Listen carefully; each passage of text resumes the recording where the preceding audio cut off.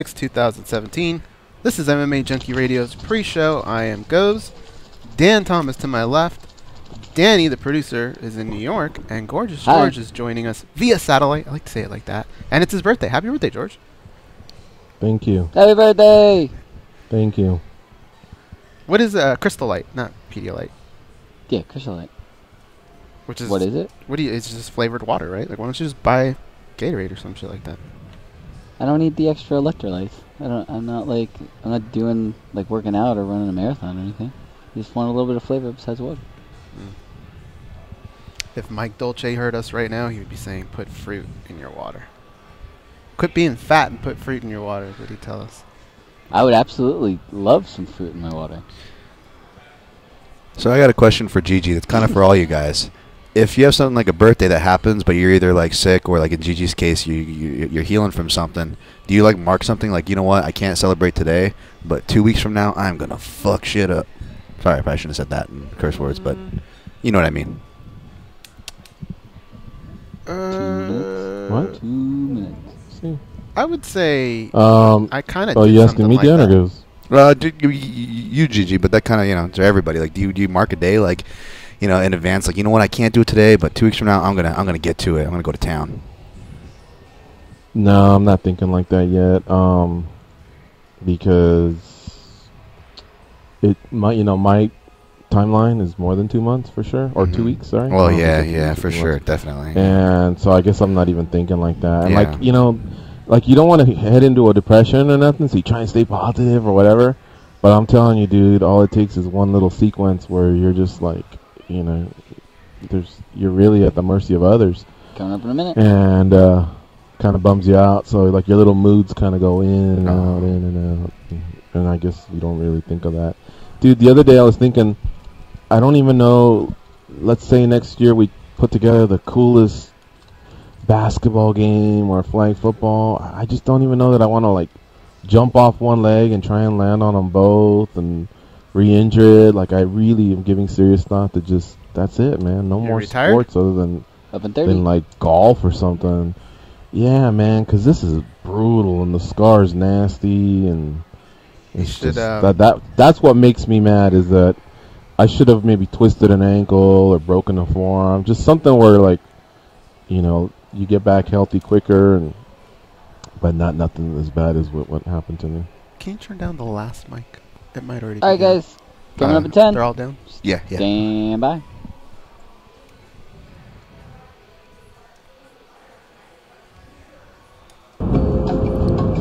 This is your captain speaking. We are making our descent into Las Vegas McCarran Airport. On behalf of our crew, we'd like to thank you for flying MMA Junkie Airlines. Now please fasten your seatbelts and put your tray tables in your upright position, because the descent is going to be a little bit bumpy. All right, Junkie Nation, it's time to roll, baby, on MMA Junkie Radio with Gorgeous George and Gold. This is what we doing while we do it, baby. All night long, we rollin'! Yeah! The MMA Junkie Radio revolution is upon us. Can you dig it? There's no escape. No escape.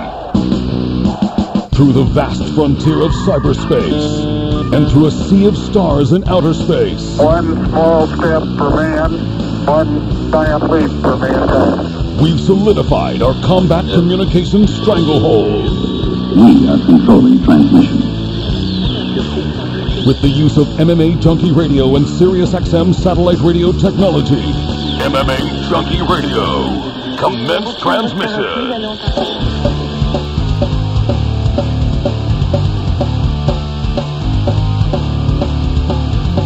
Live from MMA Junkie Radio HQ in the fight capital of the world, Las Vegas, Nevada. Here are your hosts, Gorgeous George and Goes. From the fight capital inside the beautiful Mandalay Bay Race and Sportsbook, you are listening to MMA Junkie Radio. I am Goes. To my left is Dan Tom. Nobody to my right. There kinda is, though. Patching through a codec machine that Sirius has provided is Gorgeous George. And not only is it Gorgeous George, it's Gorgeous George's birthday. Happy birthday, George. Thank you very much. I just realized maybe I should have been the one that introed. I wasn't sure. I guess we didn't set up the rule. I figured you were in studio, you'd handle it all. But thanks, guys. Good to have you back. Good to have you back, GG. Yeah, let's get through the show first, and then we'll see. You may actually hope that I don't come back the rest of the week. I'm kind of moody. Uh-oh. All right, well, maybe hopefully the callers can come in and cheer him up then. Shut up, Dan. Come strong. Shut up, Dan, all right? Nah, you know what, guys? It's good to be back. I'm just joking. I mean, I do go through a little bit of mood swings, PMS, who knows. I am happy it's my birthday. I'm not one of those grumps that doesn't want to get older. Just wish I was with you guys in the studio.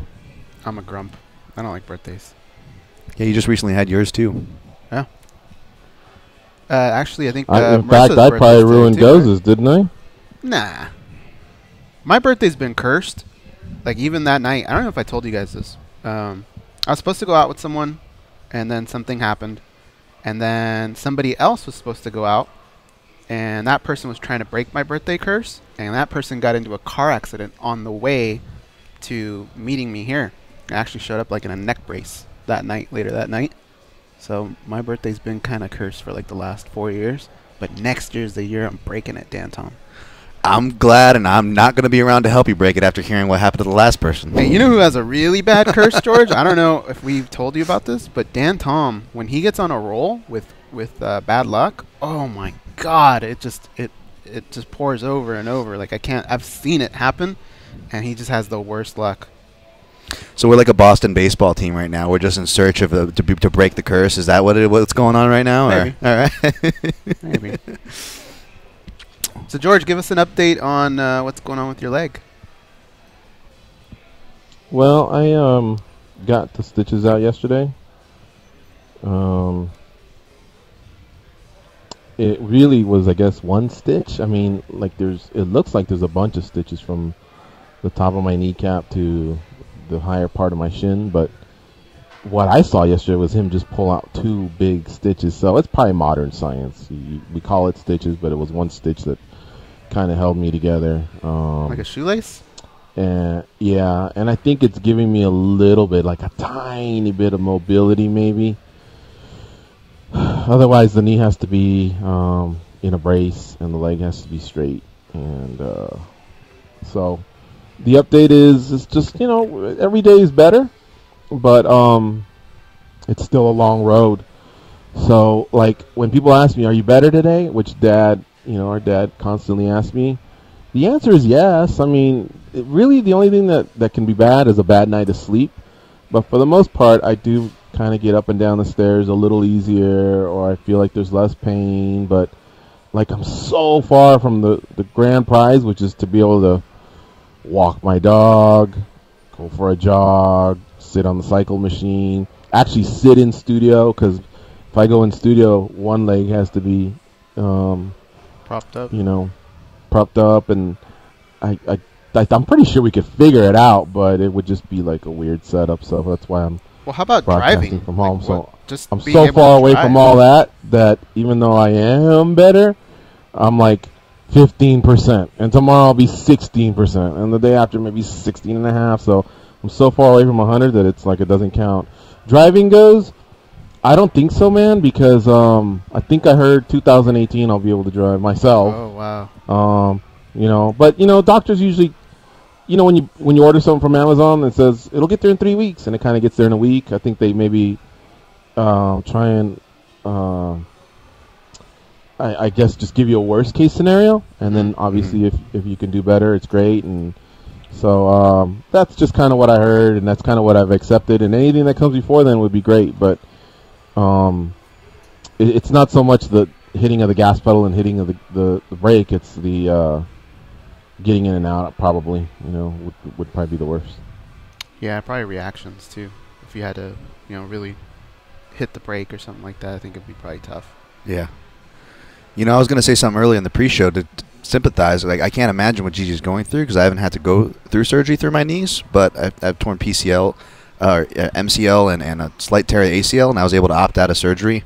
But I remember not just, the third or fourth time popping it, being upset, but it kept me out for a couple months. and I came back on my birthday just to have like, just to test it out, get a nice workout in on my birthday.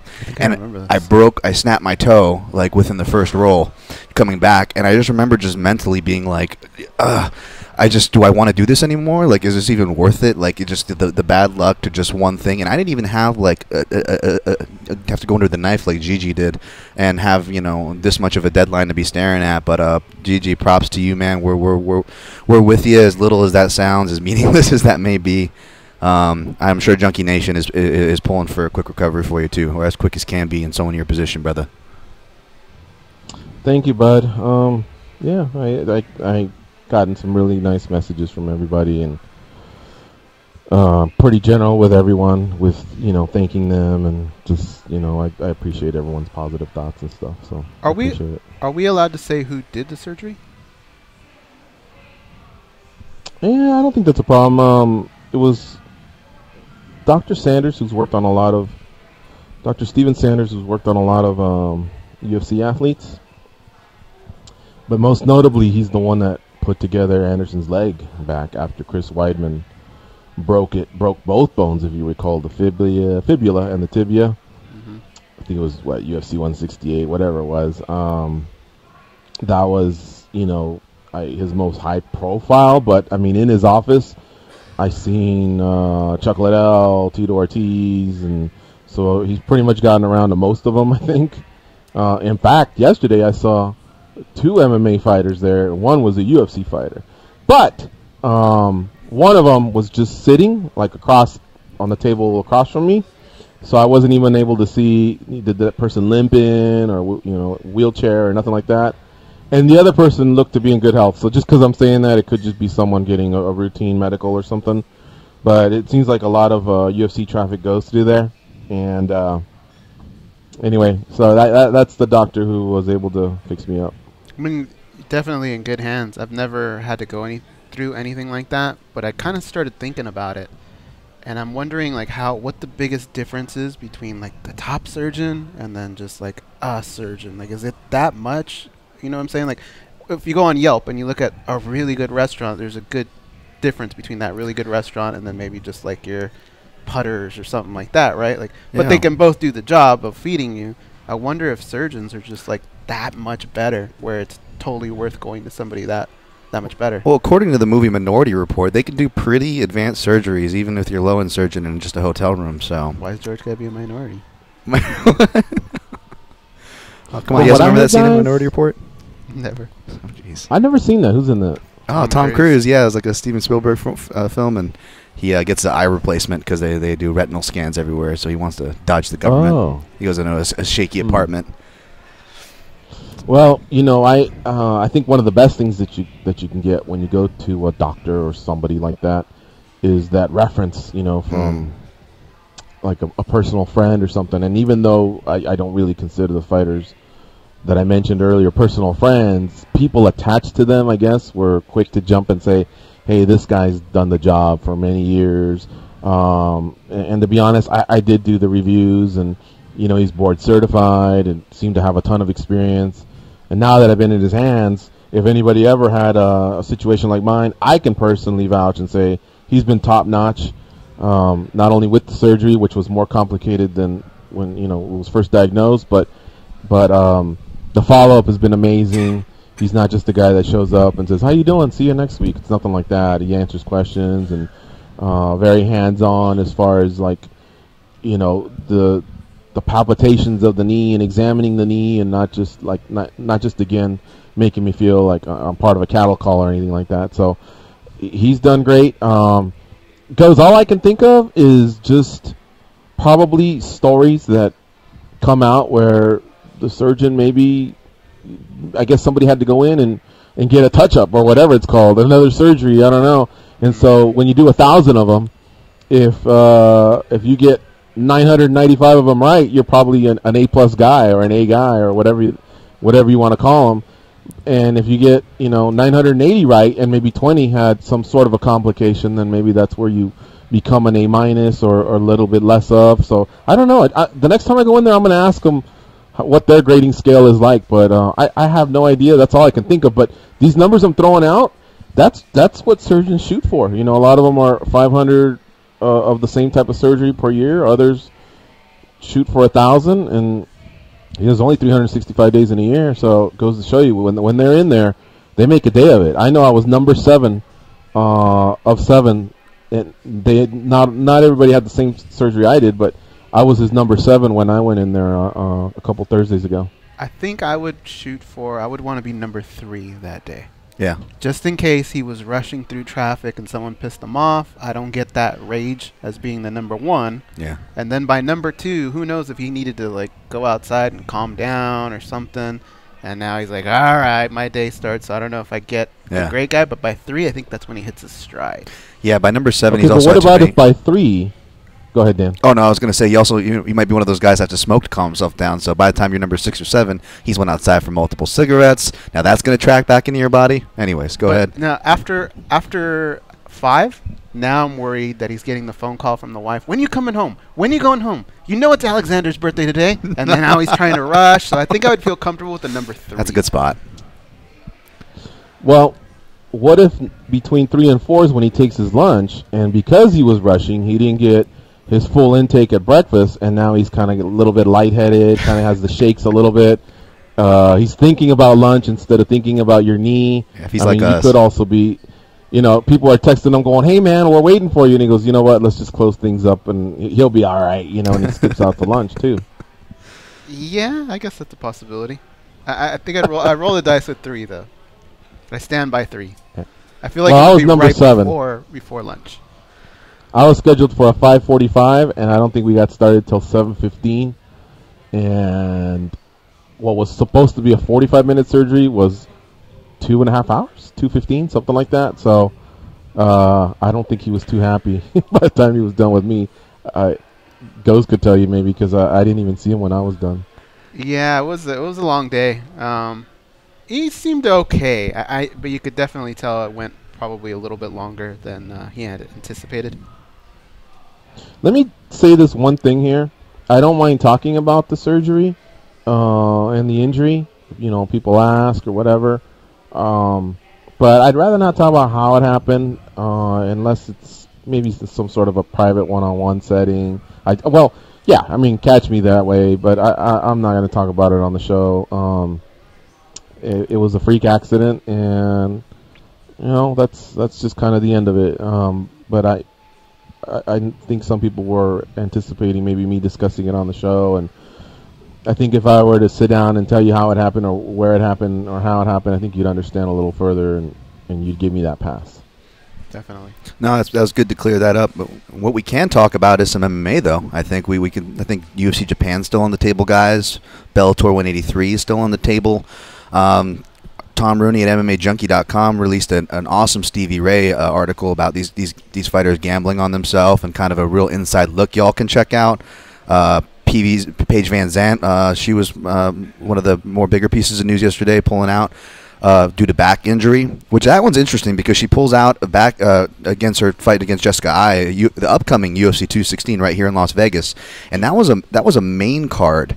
That was a main card fight, guys and gals. So now the main card for UFC 216 is officially missing a slot. Obviously they're gonna fill it, but maybe something for the callers to add into their calls.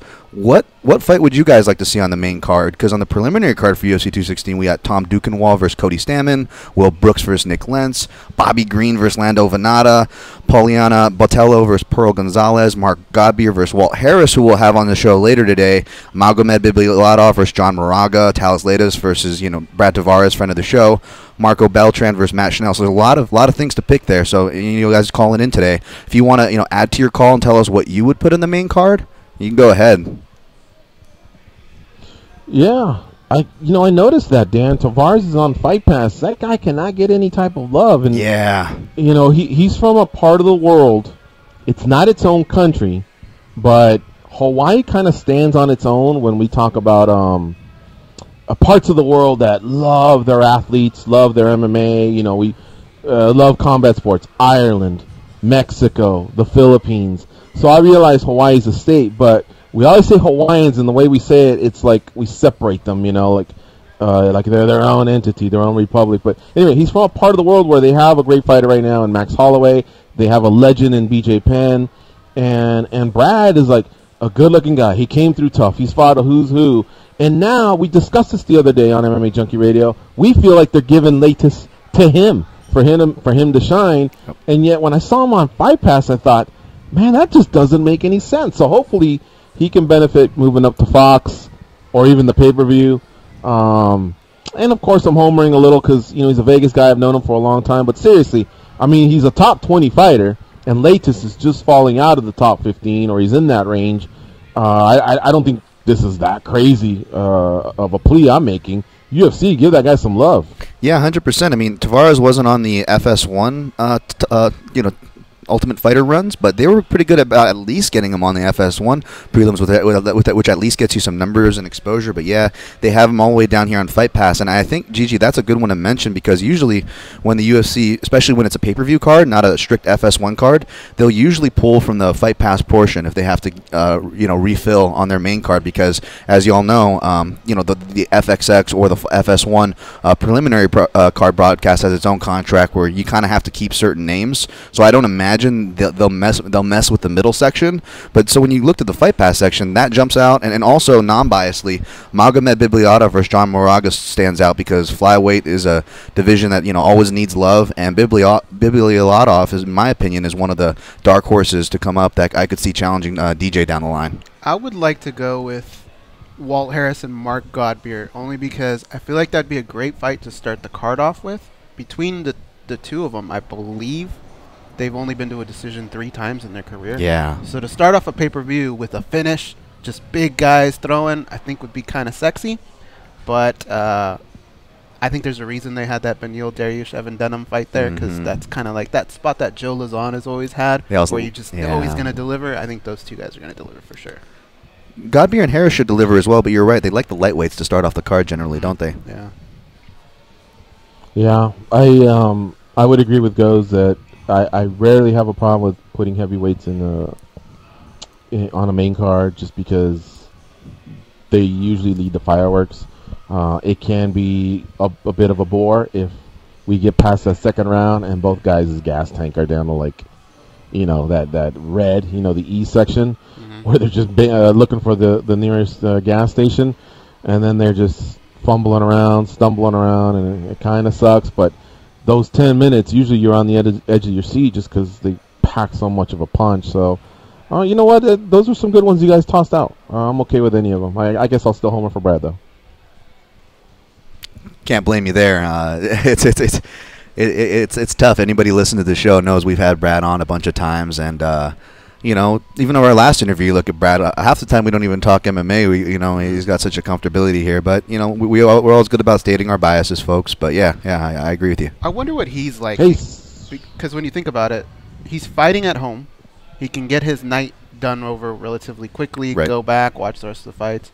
I wonder if the money is just not that much more different, especially with no sponsors anymore and all that. I wonder if he's just like, cool, I'll just get my fight over and get done with it.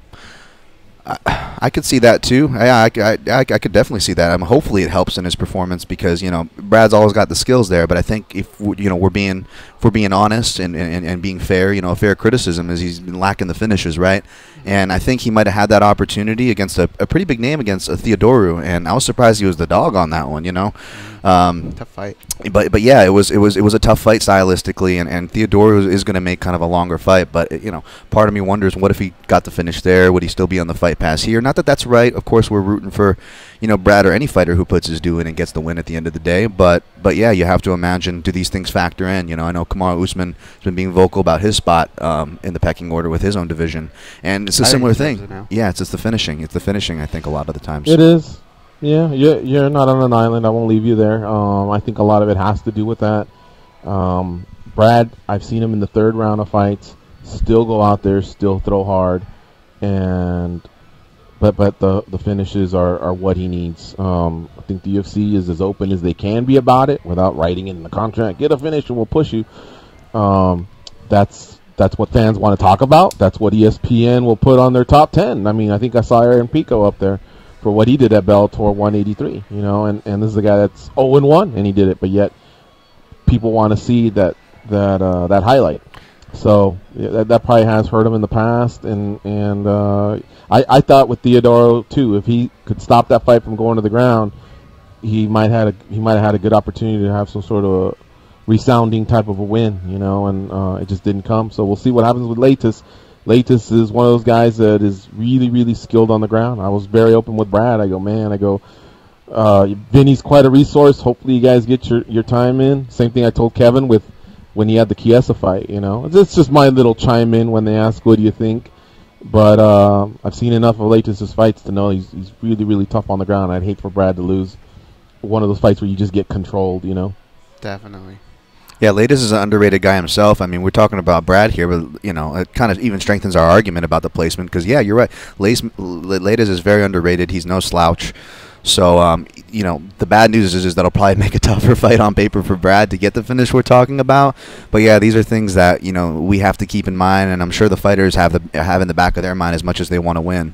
And maybe that brings up the conversation. If callers want to touch on this, everybody's against the show and win money, but how about, instead of doing a win bonus, you do a finish bonus? That kind of helps these narratives for the fighters and even for the organization themselves. Yeah, Victory does a good job at that. Ryan Stoddard had that, and I mean, his statistics are there. Yeah. Yeah, it's that finish, man. It just has so much benefit to everyone. And I know the fighters are a little hesitant to hear this kind of talk. Fitch in the past, Askren in the past. I mean, you have to build up a resume where you win 10 out of 11 or 7 straight. And then what can you do? Obviously, if you've beaten 7 UFC fighters in a row, you have to applaud that person.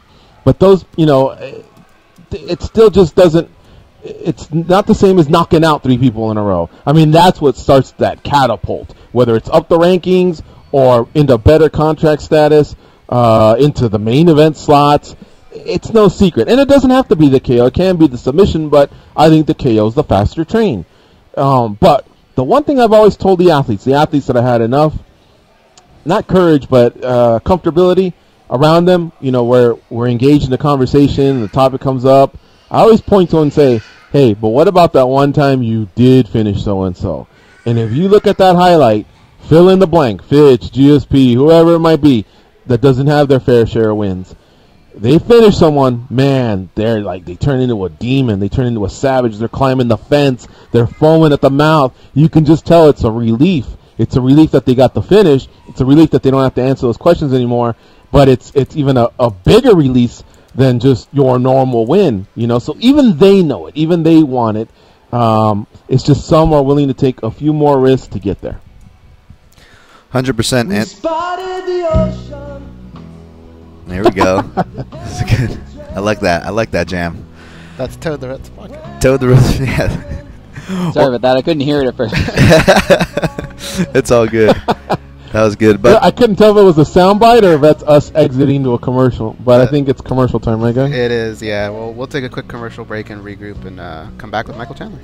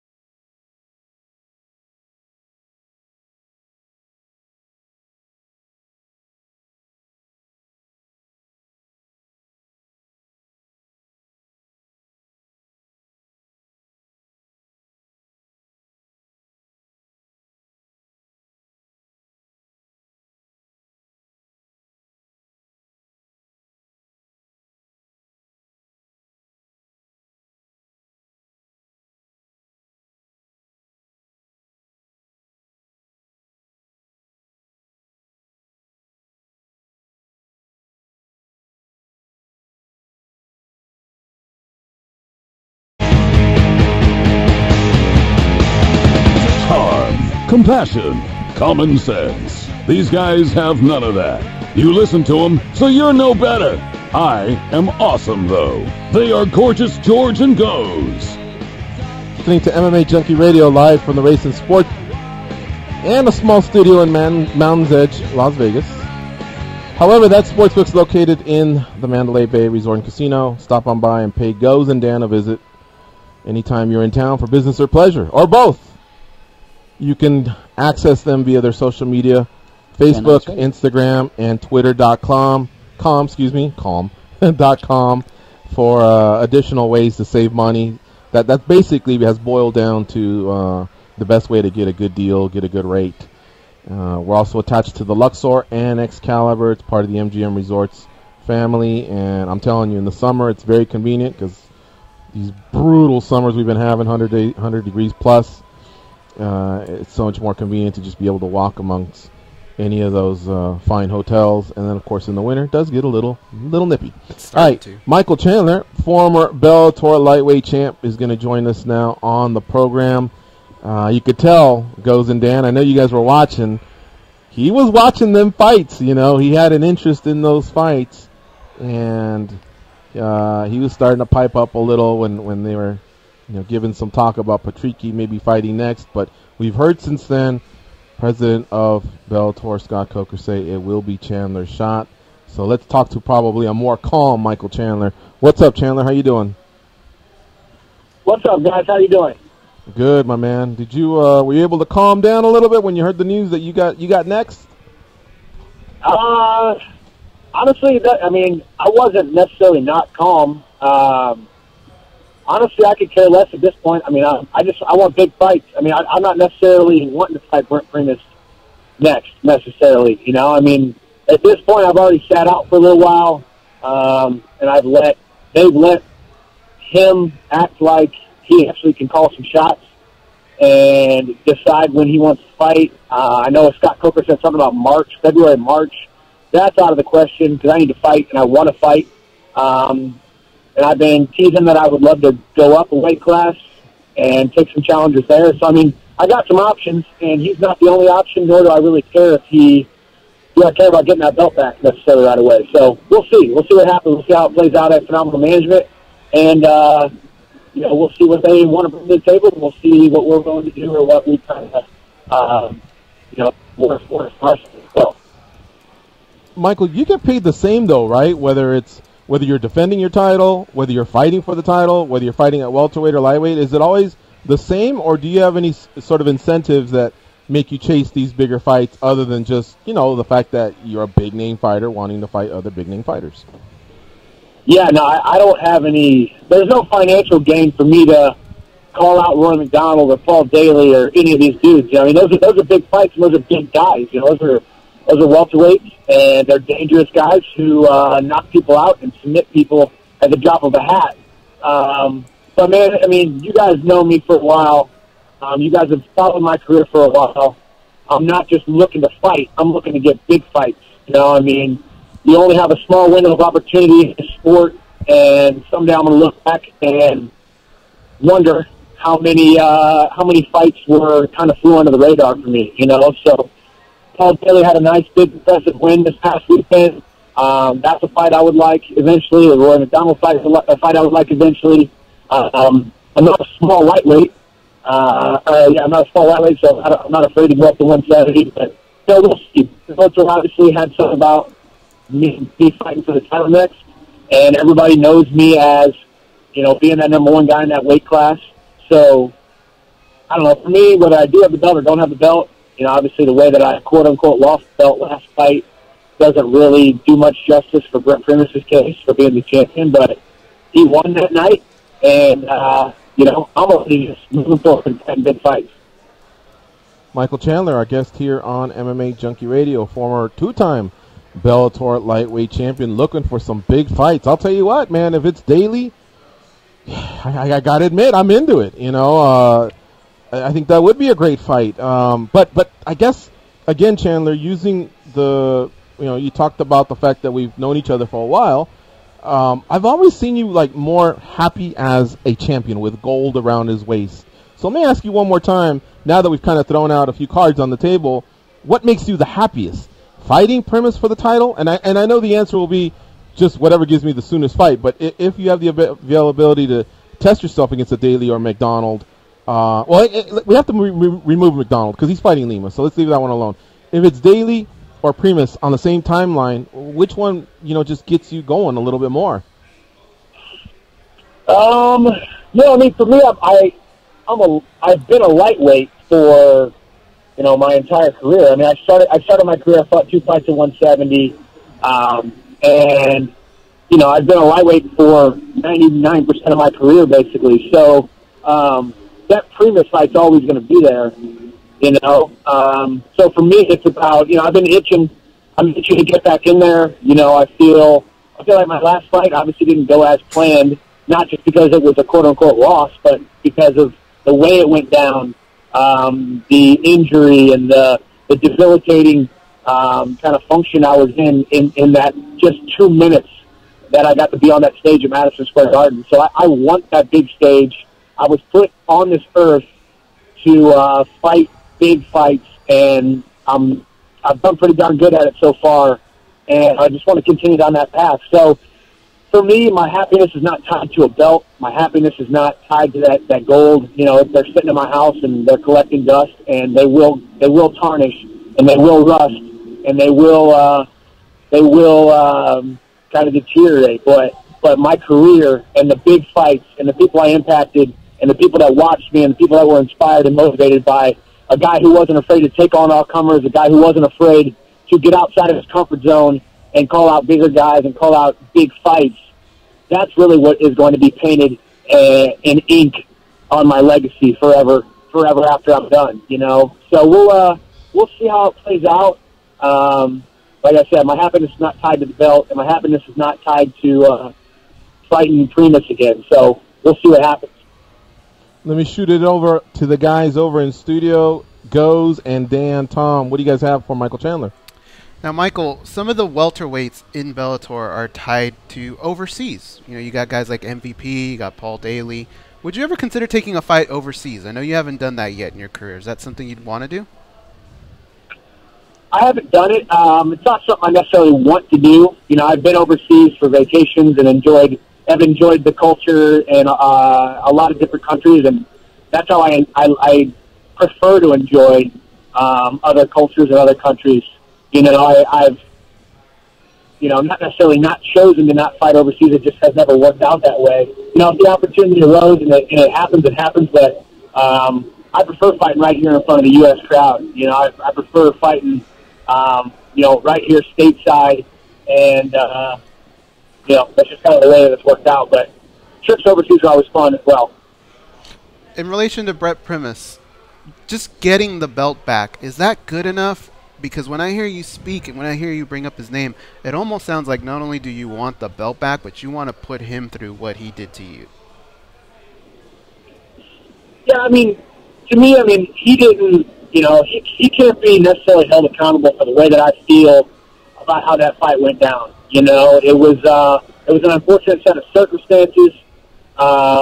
If anything, he should be chomping at the bit to beat me and legitimize himself as the champion. I would think if you have a competitive bone in your body, I would think that that's how your brain would work. But as we've seen in his history, he's a part-time fighter. He's literally been fighting for as long as I have, and he has 8 fights. So he's used to these long layoffs. For me, I like to stay active. You guys and myself have talked at length, and we've talked numerous times in various interviews about how I want to be active. I want to be more active, and sometimes it just doesn't happen like that. I've had the inactivity has been a byproduct of being the champion. I've been the champion for upwards of 5 years in my career, 6 years in my career. So when you spend the majority of your career as a champion, as the guy who has to let the weight class play out in front of you to find number one contenders to fight you, of course you're going to be a little more inactive. But he doesn't seem like he's chomping at the bit.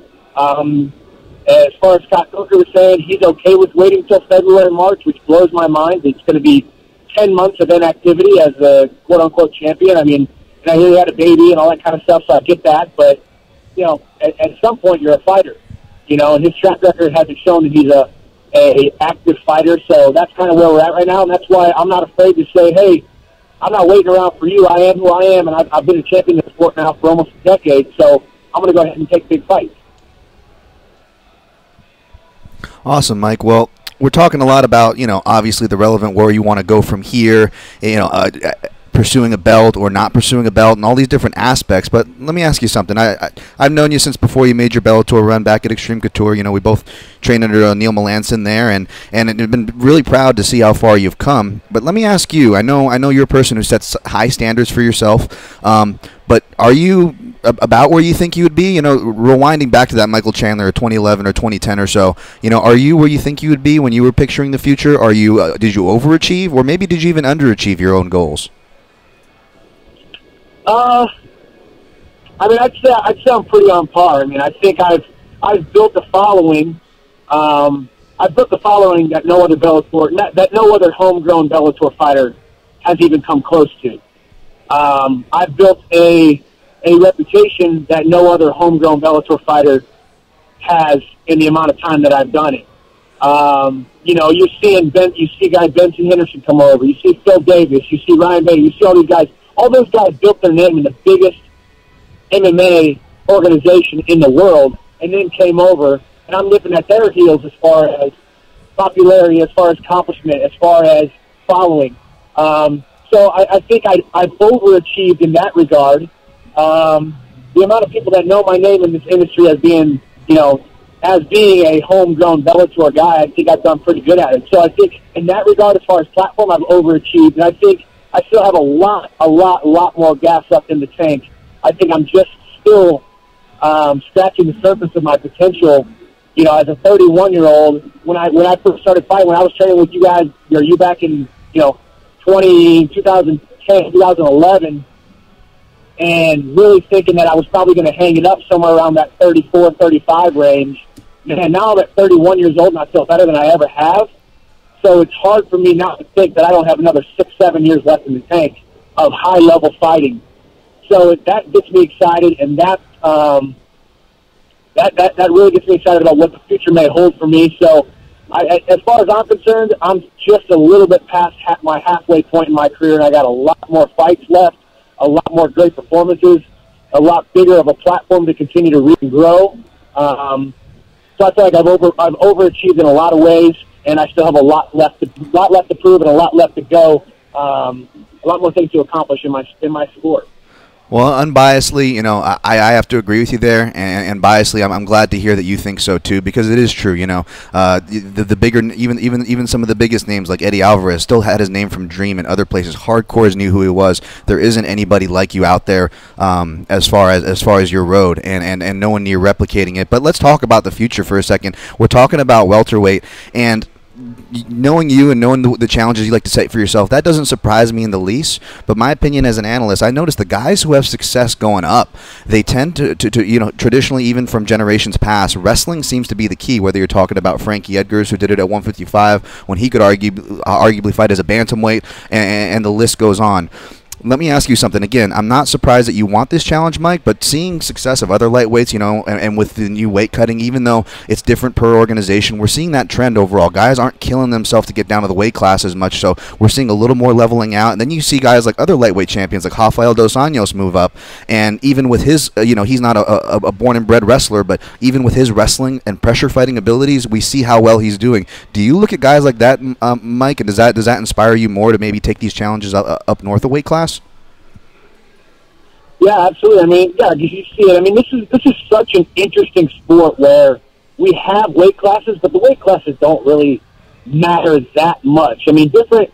You know, I look at a guy like Roy McDonald. I look at a guy like Paul Daly.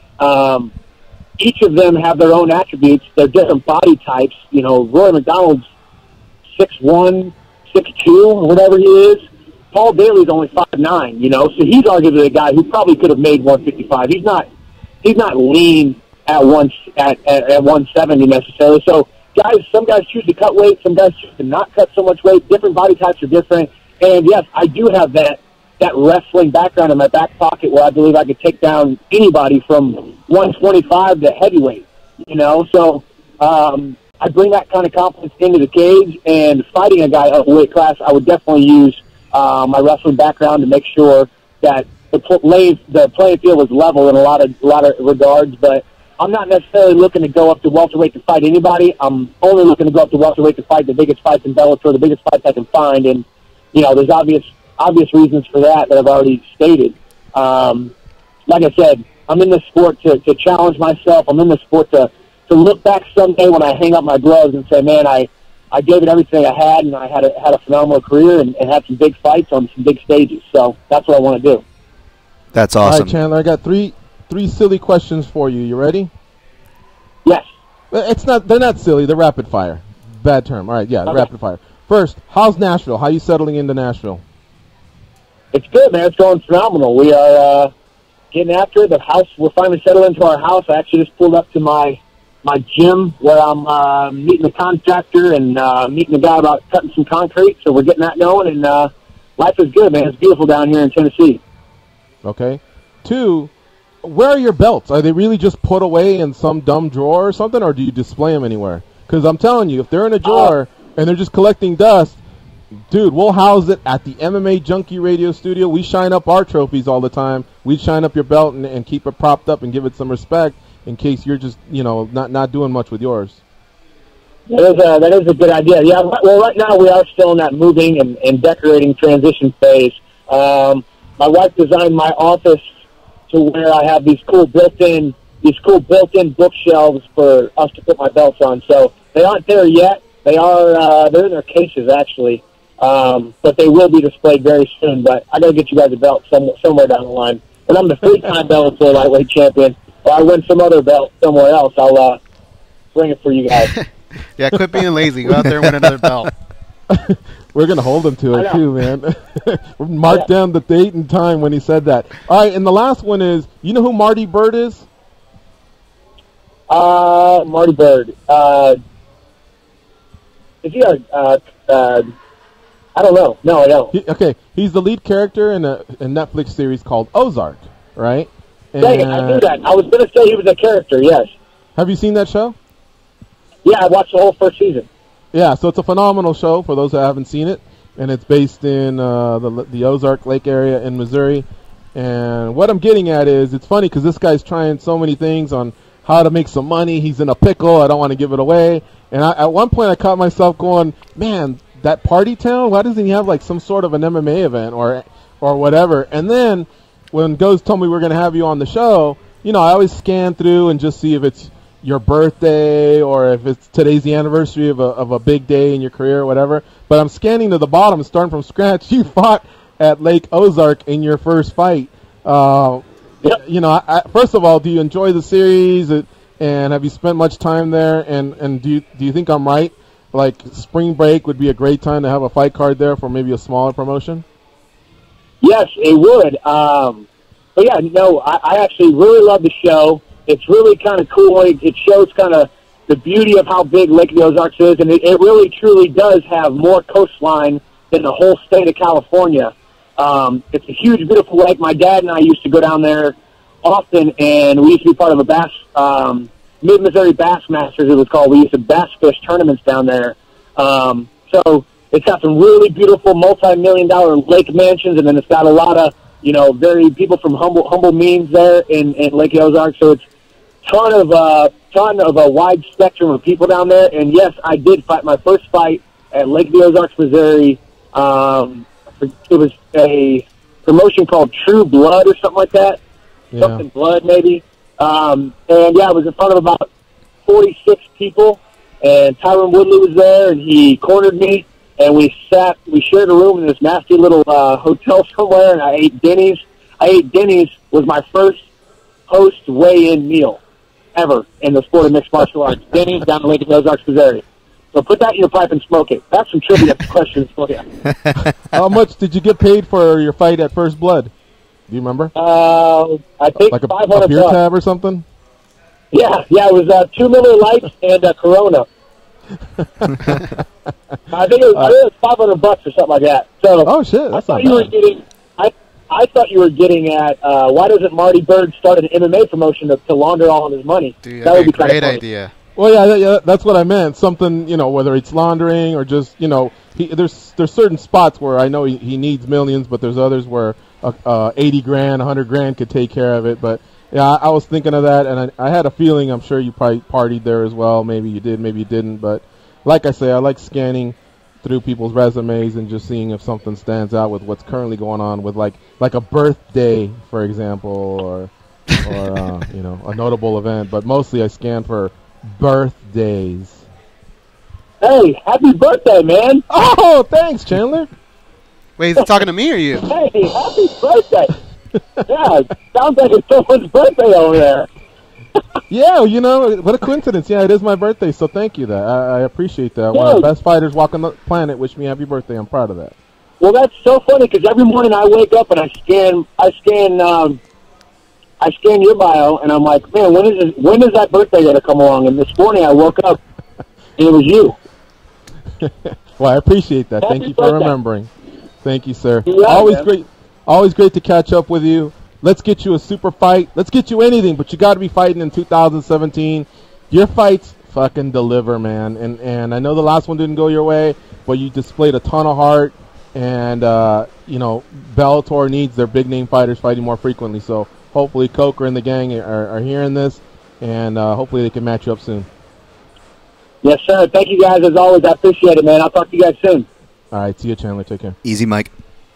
Thank you. Bye. Yeah. All I can think about is, did he have a Grand Slam, a French Slam, moons over my hammy? What did he have I was thinking too. All I can think about is how mad Dan must be. We can't bring up Ozark Season 1 for another 2 years. What were you thinking? Oh, that's true. We don't want to spoil it. All right, folks, let's take, I think we have one more break, right, guys? Yeah. Let's get this bad boy out of the way, and then we'll preview the second hour. I think Goz said he was able to get another gas at UFC heavyweight Walt Harris, if I'm not mistaken. So let's pay some bills. We'll come back. It's MMA Junkie Radio on Sirius 67 Rush 93.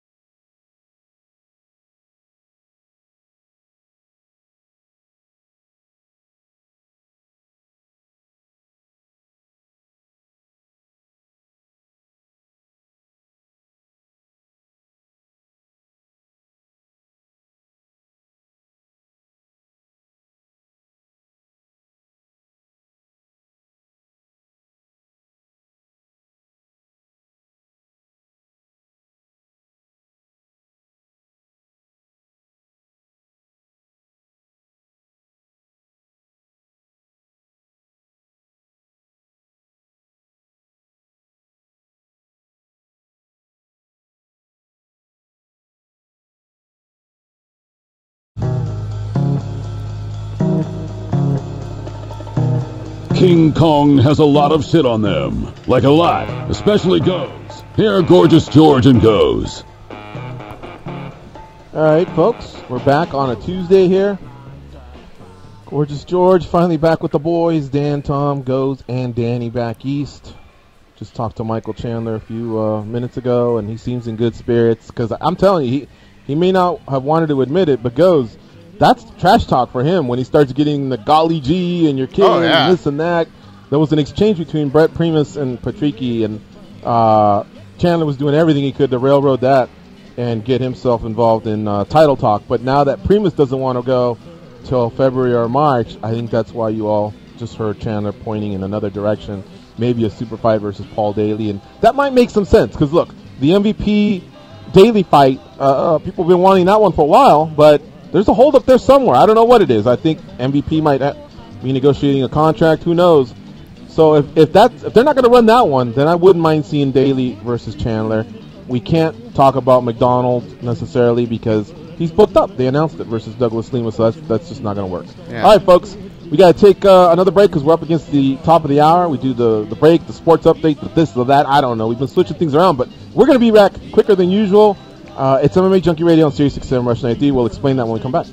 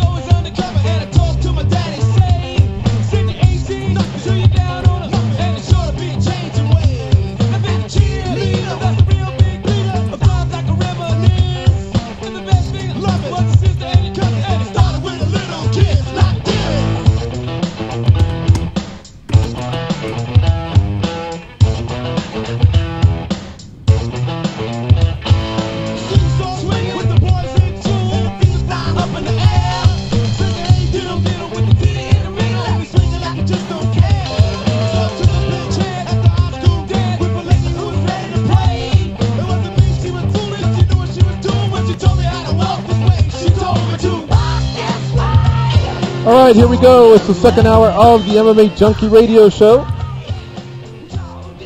Digging these tunes that Danny's putting out. All right, what happens on Tuesday, guys? I know that's not Thursday's when we turn to the audience. What's Tuesday? What are we throwing back to? Tuesday is a letter of the alphabet.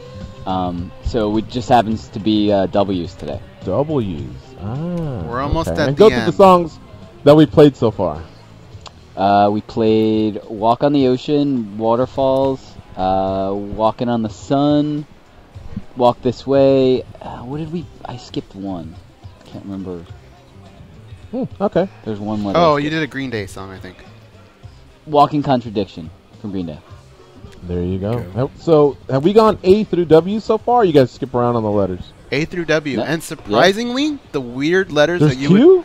Yeah, the weird letters that you think would be tough weren't actually that bad. I'm looking forward to X and Z, I gotta admit. Oh, X. Yeah, those are going to be hard. Tough. Z, I think, X will is be going to good. give it to you. Yeah, X is going to give it to you. He's going to give it to us a couple times probably that day. We don't think of enough songs. Danny, what happens if you go into your file folders and just hit the letter X? Like, is there a certain popular song that starts with the letter X that let me do a preview, yeah. Let me. That would I'll probably be right better than if he were to do it on his Google history. X going to give it to you is the very first one. X going to give it to you is the first one from DMX. What's that one? Oh, okay. DMX? That's my intro music. Ah. Oh, there's really not that much. Yeah, I'll that type it works. on iTunes. Yeah. How about Z? Yo, get it twisted. This rap not too shit. bad. So maybe the following Tuesday might have to be X and Y. You might need some help. We might. Maybe. If a caller What can time's name... your guest? Our guest is at the following time. 11:30. 11:30. Oh, okay. So There we're we set. go. 866-522-2846. Listen, folks, in a way, I'm fucking calling in, all right? And if I can do it with this messed up knee, you all can do it. Some of you turned in some big snatches in the last 6 months. I don't know what's going on in your lives. Yeah, some of you numbskulls have gotten promotions. Fucking congrats, all right? But a lot of you are just fucking lazy, or you're spoiled, or you don't like to hold, or whatever. This is your chance to voice an opinion and give some thoughts on Bellator 183. You know what? Personally, for example, Nelson and Ayala, I liked watching that fight. Neither guy's ranked in the top 15 or in the honorable mention, but they're still top 20, top 25 fighters. And it's just as enjoyable as watching a college football game where 21 plays 19 or whatever. That Ayala guy, man, he's got some pretty diverse kicks for being such a big cat. And how about Nelson? Always throwing the overhand right, always throwing the overhand right, and if it lands, great, and if it doesn't, he seems to be okay and content with the loss. Instead, he wrestled. It worked. He took down a guy that has a wrestling background. He worked some of that formidable jiu-jitsu. He got himself the W. He got paid. Why didn't he do that a few more times in the UFC, you know? And maybe he'd still be there, or maybe he would have got some of those bigger fights that he wanted. Let's talk about that. Let's talk about Daly and Lorenz Larkin. That was a great fight. I don't understand why there's not as much of a reaction to it. Did we all get spoiled by this summer? McGregor and Mayweather and, John Jones, are some of us becoming more of what happens with TMZ or the trouble that fighters get in? That's what I want to talk about rather than X's and O's. Hey, I go through some of those spells too. But it's been 6 months, and I'm telling you, some of the veteran callers, they're just not stepping up. And you know what? We're getting the message. We'll start doing more interviews. We'll start doing more of our stuff, and we'll just stop taking calls because I ain't fucking begging, that's for sure. So hopefully you guys, some of you guys get inspired, and some of your new callers, I'm telling you, man, it may suck the first time, but after that, it's fun times. We've been doing this show for 10 years, 2,500 shows. We know the recipe. Sports talk is a ton of fun, and this sport has a lot to talk about. 866-522-2846. Guys, Lorenz Larkin and Paul Daly, you may have glanced on it over yesterday. I was listening to the show, but so gutted for Lorenz. I mean, he was in the lead. He was winning this fight, and then he got caught by a guy who does those types of things. I mean, all credit to Paul Daly. He hung in there. He wasn't very active in the first round, and he was getting his butt kicked. And then he came back, and he hurt Lorenz and then put him away. Man, that was quite a fight. In fact, I really enjoyed Bellator 183 overall.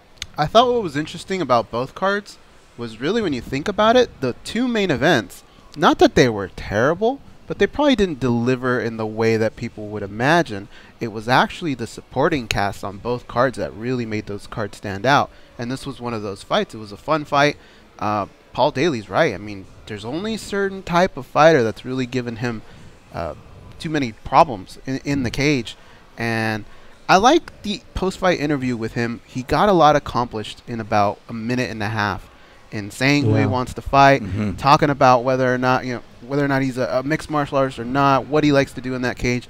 Man, he just left everybody with such a good impression that when he handed that mic over, I just kind of gave him a little applause. I thought it was just a great performance overall, and hopefully Lorenz can turn around and get things working, because he's a great fighter with a great skill set, and he's definitely a guy that we talked about college football. When you see him pop up on the schedule, you go, oh, man, because you know he's just going to bring a fight to you, and he's so quick and so devastating at times. I just wish it could be a little bit more consistent with it. What do you think, Dan? Yeah, I mean, Lorenz Larkin's record is deceiving when you look at it. He's had rough stretches before, but, you know, the competition, the weight classes, we've seen the results of now that he's fighting at his natural weight class, and he's had some great performances. But, yeah, I guess consistency would be the one thing, that fair criticism I'd say that is missing him from him, because even in his decision wins, they're impressive. He's doing, entertaining stuff. He's an entertaining fighter. He's a skilled fighter. But it comes down to that consistency, right? And you need that consistency, especially when the landscape is open for you, as it is. The welterweight Bellator is no joke, by the way. But as far as the landscape and the opportunities given to him, I mean, that's where the consistency comes in handy, right there. I mean, this guy's beaten Lawler, he's beaten Masvidal and Magny on his way out of the UFC, and then he lost to Lima, who's actually doing work himself, and now he lost to Daly, who has had his fair share of solid wins, and his losses have been primarily to the upper echelon guys. So I don't know that these two losses are indicative of what Lorenz Larkin is, but still, those two opponents, you got to give them their due. They did what they needed to do, so congrats to them. But that division is the marquee division for me over at Bellator, the welterweight. I think they have the most there. I thought at one point it was lightweight, back in the Alvarez and Chandler and Pitbull days or whoever they had then. I also thought the same with featherweight. Featherweight was really nice. Curran, Strauss, Pitbull. There was always another supporting cast member or two that made that weight class interesting. But right now, I think welterweight is almost as good as it's ever been, and maybe the best division they've ever had. They just have so many possibilities there. So hopefully they play their cards right. Well, I also thought, that McDonald did what Daly did. It's just in a different way. He promoted his fight. He came off as a gangster. He didn't overdo it, and he stayed within the boundaries of his personality. Daly's outgoing. He wants to tell you. He wants to throw in a few curse words and tell you how he's going to start you up. Rory basically tells you, hey, don't fall asleep and leave the door open, man, because stuff's going to be missing in your house, and I'm going to hurt you along the way, So he's got a little bit of that creepy feel that he's kind of embraced, but I thought it was great. What I thought was kind of crazy is when you think about it, I think a lot of people would agree that welterweight division is on fire right now, but 10 minutes ago, we might have added another beast and Michael Chandler to throw in that mix. How fun would that be? That'd be insane. And Michael Chandler brought up a good point as far as the Daly Larkin goes. I was a little, even though I picked Larkin to win that fight, I was a little surprised at the stretch of the odds. Now, maybe the odds makers are making Daly a dog because, you look at his resume, he has those miles, and, he's struggled with his consistency in his own way. But when you think about it, like Michael Chandler said, he's not a guy who's cutting a lot of weight. Like, Daly's missed weight before, but I think that was more due to discipline than him destroying his body, because he's not a big welterweight. So I wonder, maybe that's why, these triggers for him are still so in tune despite after all these fights, that maybe it's not as big of maybe we shouldn't have been as surprised that he was able to do okay against Lorenz Larkin in a stand-up fight, because again, this guy's he hasn't been killing himself like most guys that are a 5'9" height trying to go to lightweight. So interesting thoughts there that Michael Chandler brought up. I'll say this, guys, I love Michael Chandler. I think he's a great person, a great champion, a great ambassador for MMA, but I don't know that I'm as excited for him to move up to welterweight. And here's what I mean. If it's pick a fight, stay busy, make a paycheck, okay, I get it. Like, I think the Daly matchup is a good one for him, especially because they both come from more the stockier, shorter stature type build. But, oh man, McDonald's a beast. That's a big kid. So if there was an opening for Chandler to go in there, make history, great. But I think 55 is the bread and butter. You know what I mean? He has to come back. He has to win that title, stay there, get to the next free agency stage, and either get paid by Bellator and become a lifer there, or maybe dabble with whatever the UFC has to offer. But maybe the daily fight would make sense right now. But those other cats, man, they're pretty big. Like McDonald looks like he stands about 6'1", maybe 6'2", so he's gonna have to fight off a huge reach, a bigger guy. So we'll see. And God, I really hope that in 2017 they opened up 65 and 75, because I think that would maybe separate those guys a little bit better. If you think about it, Michael Chandler, you're right. Pick the right fight that makes sense if you're going to do it. But he has actually had pretty good success against guys who have gone up to 170. If you think about Rick Hahn, Akira Gono, Benson Henderson, they've all fought at 170. And he's sort of had his way with all three of those guys. True. But again, I think, let me see, Hahn for sure. Gono, Hahn's a decent size. Gono, Benson Henderson. Yeah, but you're still talking 5'10" and less. Roy's 6'1", that's 3 inches taller, which more than likely means he'll also have a reach advantage. And I don't know. Hey, you know what? Strange things happen. Chandler said it right. This sport is bizarre. But I'll tell you what, and I always hate picking on the guy, but that Rafael Carvalho, he's undefeated. He's the middleweight champion. He's not very active himself. In fact, they have him defending against Alessio Sakura, for crying out loud. Dude, if I was Chandler, I kid you not, I would tweet, come on, hey Sakura, because he's fighting in December in Italy. Hey Sakura, if you can't make it to the dance, let me know. I'd love to step in and fight Carvalho, because he's not going to jump in between McDonald and Lima. That's already set. All right, and if they give him daily, this, that, whatever. But I am not that impressed with Carvalho yet, and I think Chandler could beat him. It's funny. It's making me think of a much more micro level thought, but the same thought where before I competed for Tough Enough, or even knew I wanted to try to do that, I would go to the shows like even way back in like 2009 when they still had the ring and stuff, and I would look like, okay, I probably fall right around the 155 range. I'm 5'9", but then I would look at middleweight, and I would see just this big athletic difference. Granted, it's amateurs as opposed to pros, but there's just a natural athletic difference even when you move up the ladder. And I would always think, like, I wonder if the speed and size, so when these actual athletes who are actual badasses have these thoughts, I actually don't think they're too crazy, because I can see that. I'm like, oh, yeah, I could see why it may seem detriment as far as, like, on paper size, but when you think about the way they move, and especially if you have that wrestling intangible, it sounds wild, GG, but you can't help but, I wonder if he's thinking about that. Okay, let me ask you guys a question, all right? I'm going to name off 4 names: Kevin Lee, Khabib Nurmagomedov, Tony Ferguson, and Conor McGregor. Do you guys think Michael Bisping would go 4-0 against those 4? No. The smaller guys, ironically, would give him trouble. Yeah. Like I say, there's some guys that are champions that are, and now Bisping's different from Carvalho. I don't think he sucks, for sure. He's fought some really, really tough guys along the way, and he beat a guy that was way bigger than him in Luke Rockhold. But I just feel like, we were saying this, I think, back when they were going to New York, UFC 205. I really felt like when people were wondering what's Conor's big announcement going to be, I honestly thought that if he watched Thompson beat Woodley, he was going to call out Thompson. And the reason is because it'd be another stand-up guy like himself, but he wouldn't be giving up as much in size and in reach. You see what I'm saying? Now with Woodley's just built differently, and Woodley's got that wrestling pedigree where he would give Conor, certain types of troubles.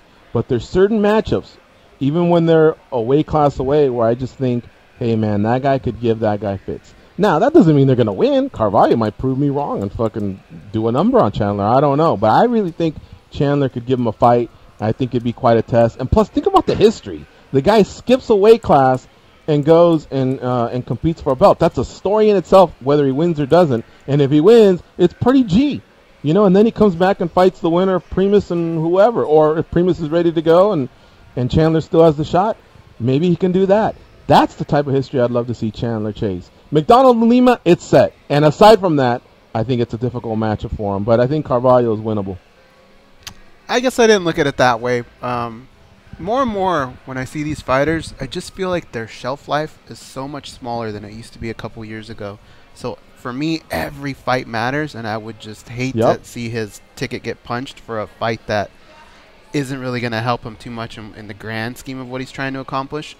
But I guess the more and more I picture the fight playing out, I can see Michael having a decent shot.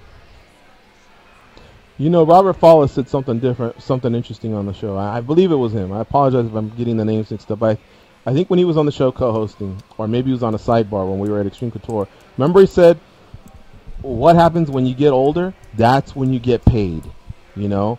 And I was thinking about Gilbert Melendez's career, for example. The run he's had in the UFC, if anybody's a fan of MMA in the last 3 years, they'd probably go, who the fuck is this guy? Like, why does he get so much love? Blah, blah, blah. I'm too lazy to go on Fight Pass and watch Pride and Strikeforce and WEC, you know? But Gilbert had some great fights and won some big fights prior to coming over to the UFC. Comes over to the UFC, gets an instant title shot because of that resume he had, and he came within a split decision of winning that world title. Think about how huge that would have been for him to be able to boast that, WEC, Strikeforce, and UFC. And then since then, other than the Sanchez fight, it's all been downhill. But it doesn't mean he sucks in any way. He's just had a bad run. But he's getting paid for those fights. Big time. You know, he's been on either pay-per-view or Big Fox. He's been able to open a gym I believe he gets cuts. Yeah, so that he masterfully, him and his pops, navigated his career the right way. And there's other people that have kind of missed that. So you're right, Goes. I think the lifespan's getting a little shorter.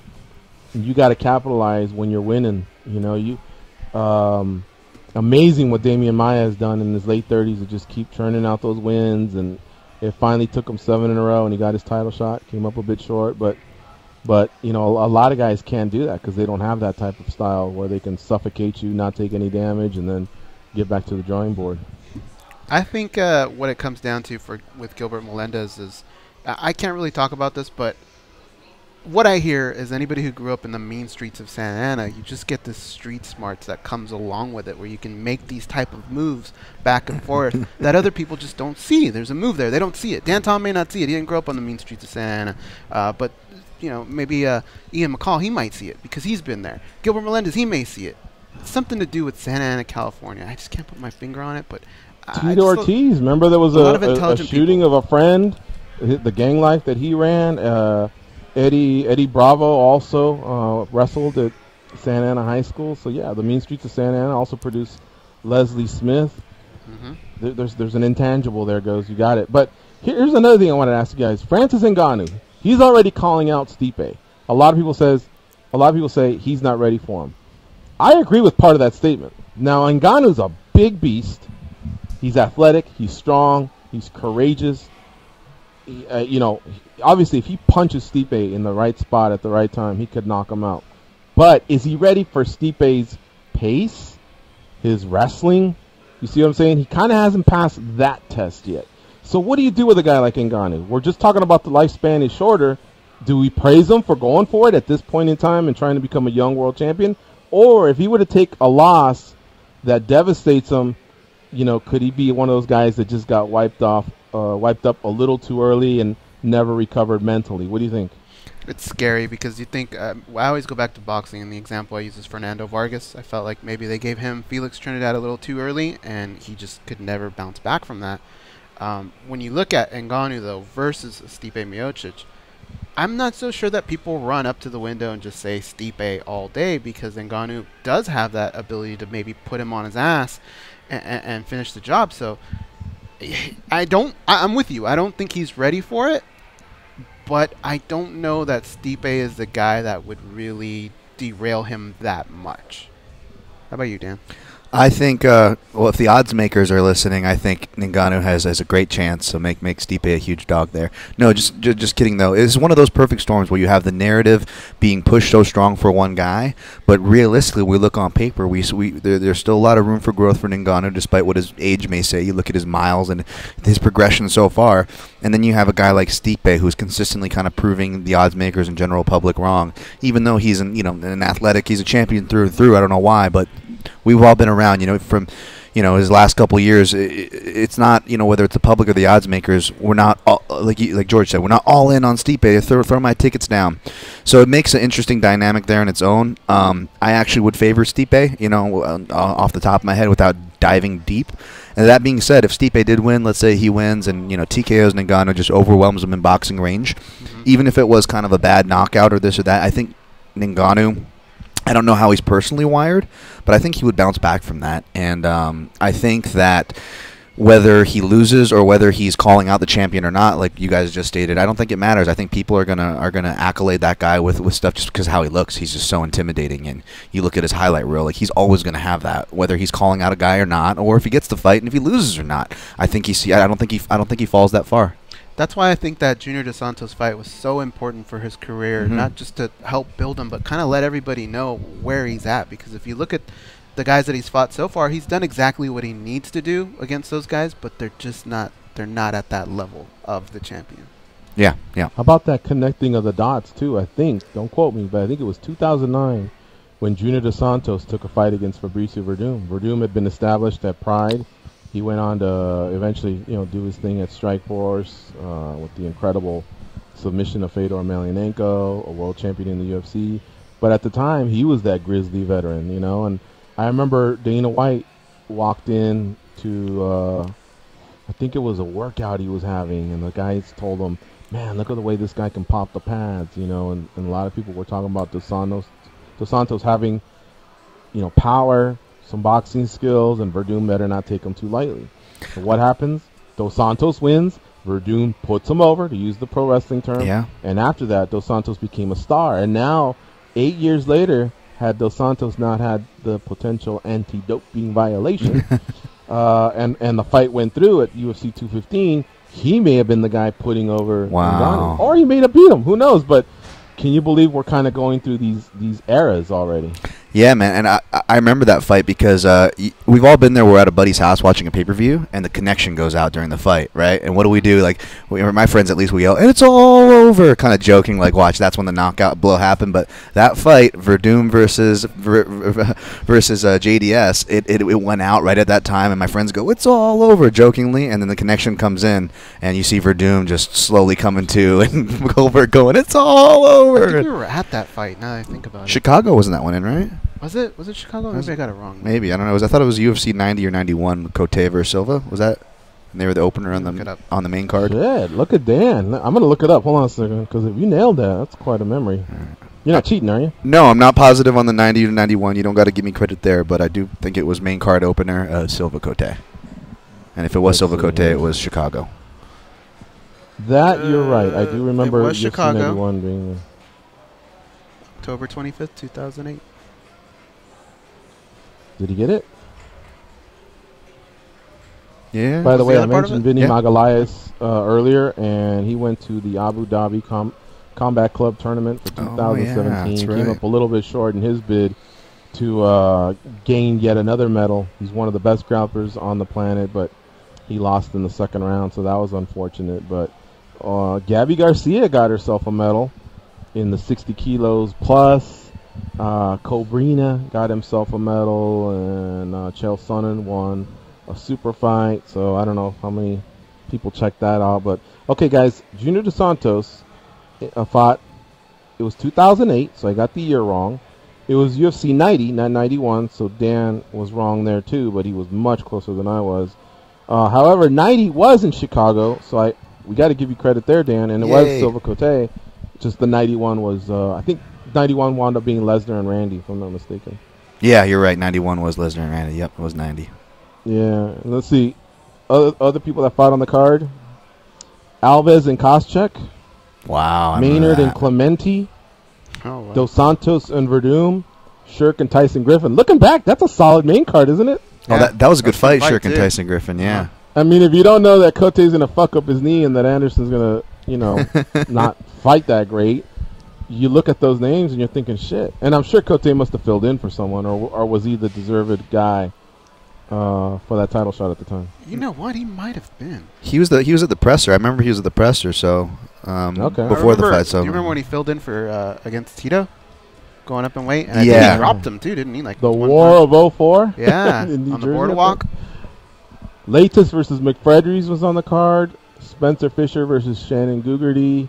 Dan Miller versus Matt Horwich. That must have been awesome. wow. Hermes Franca versus Marcus Aurelio. And Josh Berkman, who's still fighting, by the way, versus Pete Sell.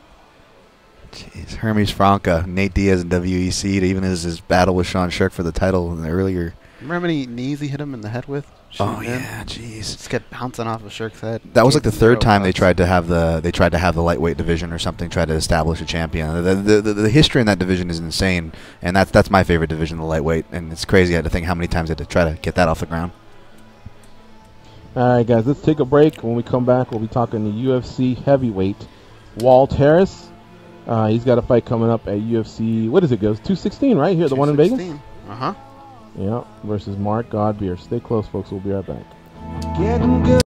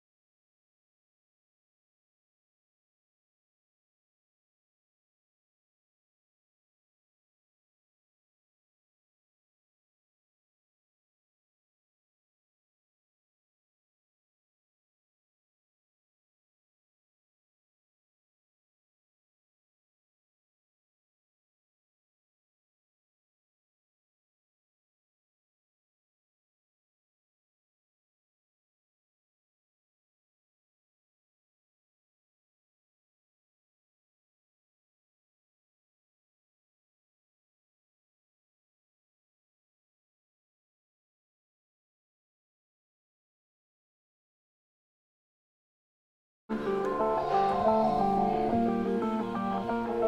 can drink Mentos-flavored Diet Coke without their stomachs giving a single fuck. They are Gorgeous George and Goes. And this is MMA Junkie Radio. Boxing fans, check out At the Fights Monday and Friday, 6 to 8 Eastern.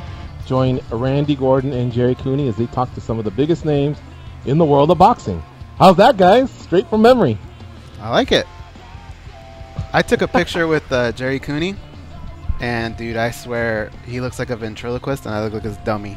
He might be double the size of me. And now I think about it, Walt Harris, I have a picture with him, too, where he looks the same way.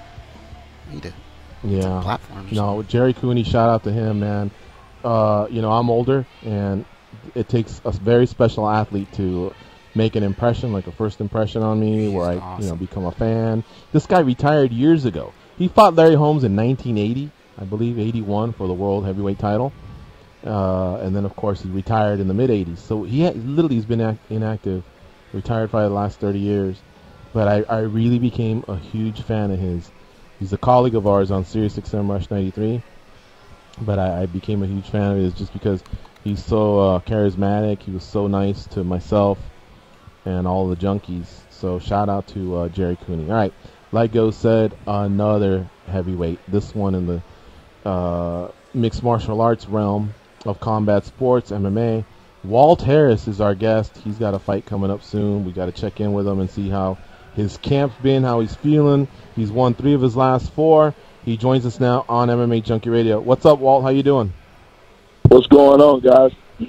Not much, man. Hey, tell me, are you co-signing on this Catfish show that Goes was pumping out during the break? Yeah, man. I mean, it's confusing, man. I don't get it. I get so lost in the story. There's so many fake names and so much going on. I forget who's who, and I just I turned it off after about 20 minutes. But isn't it funny, man? Like, when they finally catch someone, like, God, you got to be dumb to fall for that. I mean, some of the stories are so ridiculous.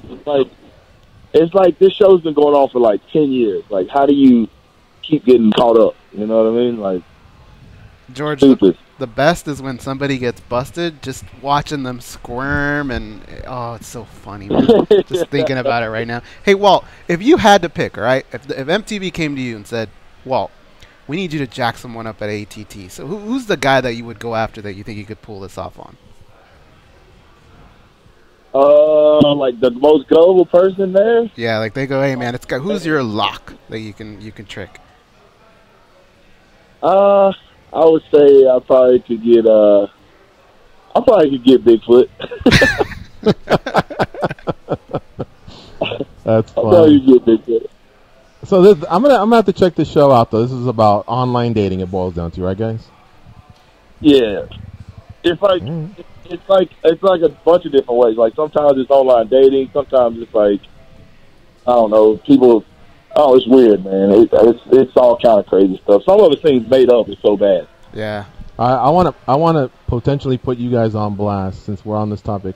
Have any of you three, Dan, Goes, and Walt, ever online dated and had a funny experience that you can share? Now, don't give me this bullshit about I'm married, I got a girlfriend, she might be listening. I'm talking about before that. We'll start with you. I mean, we'll start with the guest. Walt, have you ever messed around with that? No, I've been with my wife for 14 years, so online wasn't a thing really. All right. How about you guys? Yeah, so I kind of avoided that. I was probably the Fedor Emelianenko of AOL chat rooms, I think, back in the day. I remember I met these girls at Knott's Berry Farm. Yeah, I had quite a few of those. It didn't go too bad, too. Yeah, I co-sign on that. Goes the AOL chat rooms. I was in SoCal. One of them was called SoCal. The Orange County one was dumb, so I had to go into SoCal. It was a little bit more mature. How about you, Dan Tom? Man, I got a kind of a random funny one. I was using an online dating service, and through the service, when you match with someone, you can chat with them. Mm-hmm. So I'm chatting, and through the pictures and through the chat, we were grooving, right? We didn't quite meet up yet, but we was building to that part. You were pretty cute, whatever. And while I'm chatting, I'm out in downtown with some friends, having some drinks, going around some different bars. And the person I end up chatting with happened to be in that same group.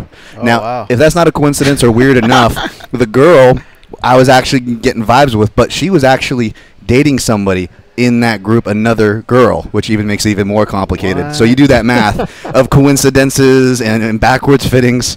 Nothing happened off of it, but we had ourselves a good laugh. So that was pretty funny, or random, I should say. All right. Let's talk about the date on October 7th at UFC 216. Walt Harris, our guest, he will be fighting Mark Godbeer. You've won 3 of your last 4, Walt, 2 in a row. How you feeling, man? Tell me how much those wins mean. Now that you're in your second round with the UFC. I mean, is it just like the biggest confidence lifter when you're out there and you're putting things together and things are clicking? Yeah, man, it's definitely a humbling, exciting experience for me, because I kind of expected to be doing this from, the first go round, but the light bulb has gone on for me over the last couple of fights, and I'm definitely more comfortable in the octagon than I've ever been. Mm-hmm. And you're with a big team that has a lot of heavyweights out there. You mentioned one of them in Antonio Bigfoot Silva. I believe JDS also does this camp there. But what I wanted to ask you is, do you all actually cross-train? Like, can we say ATT has a lot of heavyweights? That's great, but do you all cross-train, or does everyone do their own individual camps? Nah, we all train together, man. Like, I think with the exception of maybe, 2 of the guys that are there now, I've trained with every heavyweight at some point, and we all usually, help each other. For instance, like Alexei, he had a fight coming up with a guy, I forget who it was his last fight, but he had pretty decent striking, so I helped him. He asked me in months in advance to give him a hand. And when I fight grapplers, I use him. I use JDS. We all kind of help each other. So, it's a big family, honestly. Mm-hmm. Also, when you have come back to the UFC and won on your second stint, all 3 of them have been finishes. Do you feel like that's also helped you kind of make up for the time you were out of the UFC and just kind of, get you popping again? Because I remember that first time when you fought Rochalt, there was a lot of promise. You went 0-2, but since then it seems like that turnaround has come, and you're kind of starting to live up to what you told us originally, which was, I'm going to bring some athleticism to the heavyweights, something that a lot of people haven't seen yet. Yeah, I definitely, I think, like I said, that light bulb's come on for me, and in my first stint, it was kind of overwhelming. I really, when you work so hard for something and you finally achieve it, and it's happening so fast, it kind of, can take you by surprise. And I think that's kind of what happened with me. And I've also grown, I've also matured. So I've learned how to be a pro, how to train like a pro, how to live like a pro. So I think that's all contributed to my success here lately in the octagon. So I'm just trying to keep that mindset, keep that mind frame, and keep winning, keep doing my thing. Can you point to one person in particular that really helped you get through that time of when you went 0-2 in the UFC and you got cut, and they helped you pick yourself up, come back through Titan, and then back into the UFC? Was there one person, or maybe a few people, whether it be a teammate, a relative, a coach, that really, really was there for you? Yeah, man, that was a few people. One was Dean Thomas, and the other was Conan Silvera. They believed in me from day one. So, they always told me, Conan would always tell me when I was walking out, he's like, you belong here, so start acting like it. And, that never really resonated with me during my first stint. It didn't make sense until I was out of the UFC and I realized how bad I wanted to be back in there. So, those are 2. And then my best friend, Charles Rosa, he always motivates me and, tells me I'm the best, just gives me those words of encouragement. And when I was going through that time out of the UFC, we were living together. So, every day I was having to live like he lives, which he eats, sleeps, and breathes fighting.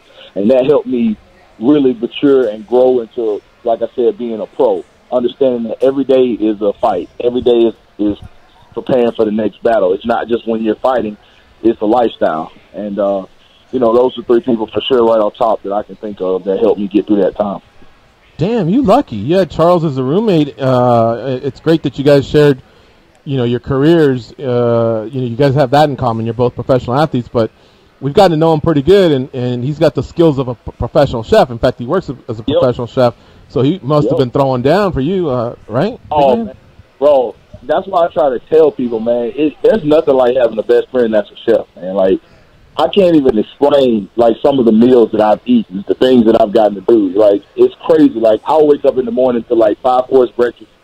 You know what I mean? Like, this dude's a savage. And the thing about it, he can make anything taste good. So, like, we literally would go out the night before and get some dinner. He'll take the leftovers and turn it into breakfast. Like, it's crazy.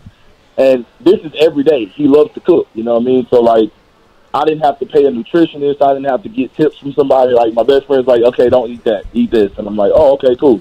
You know what I mean? So, you know, it's just awesome. What can you say is his best dish, his signature dish? Oh, man, dude, that's hard. He makes the best steak without a grill I've ever had in my life. He makes steak. He can make a steak in the oven taste like it came fresh off a grill. I mean, everything. Everything he makes is just unbelievable. It's hard to pinpoint one, honestly. He makes amazing chicken parm. Dude, I don't know, man. That's tough.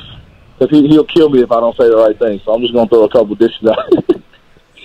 You're like Peyton Manning as you're eating Charles's chicken parm. Chicken parm, you taste so good. Oh, man. It tastes so good. Dude, he's unbelievable.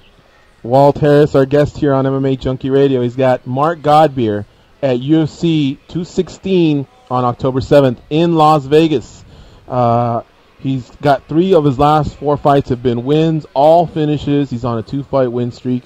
I'm going to turn it over to the boys in studio, Goes and Dan Tom. What do you guys have for Walt Harris? Well, earlier in the program, we were talking about the extra spot that came available on the main card. You were my pick. I looked at the card and I said, you know what? These are 2 guys that I think between the 3 of them have only been to decision 3 times. It would be great to lead off a pay-per-view with a fight like that. Have you had any talks about possibly your fight getting moved up? Well, from what I understood before Demetrius and Ray Borg were added back on, I was on the main card. And so I don't know where I am now. I mean, I know I went down when they added them back. So I don't know, man. I'm down for it. I want a main card fight because I'm looking to fight, you know, the best guys in the best opportunities, best situations. Like I said in another interview, I want to beat this guy, and I want to start, you know, going for the top 15, top 10 guys. So I think that'd be the perfect catapult for me to get a main card fight and get more exposure so the world can see what I've been working on. If you make it out safe and sound in this fight, do you anticipate maybe grabbing one last fight before the year is up, or do you want to enjoy the holidays? Man, I want one more before the year's over. My goal this year was to fight 4 times. This will be fight number 3. So if I can get a 4th one, if I can get on the December card, I would love to do that. And I'm gonna make that known after the fight. I'm gonna kind of make my little list of demands when I get a chance to get that mic in my face. Well, this is the division to do so, Walt. I mean, it's heavyweight. You know, there are positives and negatives. You know, like you said, it's very easy for a young, talented prospect like yourself to be kind of rushed and pushed up there. But now we've seen you kind of settle out, find consistency. You've got 3 finishes recently in this second run with the UFC. So, you know, the stage is set, you know, regardless of where you end up in the card, in my opinion, you know, someone like yourself. But let me ask you something. Are you a natural lefty, Walt? I notice you fight from southpaw. Yeah, I am. Well, I'm kind of ambidextrous. It's weird. I play basketball, so I shot right-handed. I write left-handed. I throw right-handed. I kick left-footed. Like, I don't know. It's weird, man. I kind of went with it early in my career because my coach was like, hey, there's not many lefties, and it gives you kind of an advantage. So, I don't know. I probably could have been a righty if I would have really worked on it from the start. I don't know. I do switch back and forth here and there, but I feel more comfortable left-handed. Well, I'm kind of with you there. I'll shoot pull left-handed. I'll skate goofy-footed. My martial arts experience have always been, you know, fighting southpaw. So that's something when I'm analyzing fights I look at because it is an advantage. And looking back at the heavyweight division, there's not a lot of southpaws in your division in or out of the UFC. So I got to imagine that's an advantage. So I guess my question is there a fighter? We talked about Charles Rosa as a friend and that friend support.